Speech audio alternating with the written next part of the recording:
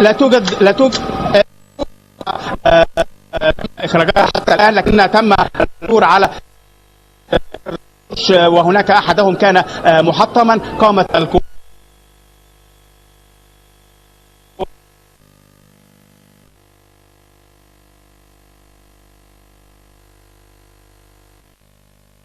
الحقائب التي كانت موجودة أسفل الخيام، لكنه لم توجد أسلحة آلية ولم توجد أسلحة نارية باستثناء فرد الخرطوش الذي ذكرته. 3 فرد خرطوش تم العثور عليهم. إطلاق النار ما زال حتى منذ قبل اللقاء ب3 دقائق كان متواجد هناك. لا أدري إذا كان ما زال دائرا أم لا، لكني كما أؤكد أن هناك حالة من الإصرار على إنهاء هذا الاحتصام في أقرب وقت ممكن. هذه المنطقة جميعها كما ترينها قصواء، لم تأخذ أكثر من 7 دقائق حتى تم إخلائها تماما كما ترين، لكن هناك العناصر التي كانت تحمل الأسلحة كانت في المنطقة، وهم ما يتم الآن التعامل معهم من خلال قوات الشرطة وقوات المسلحة.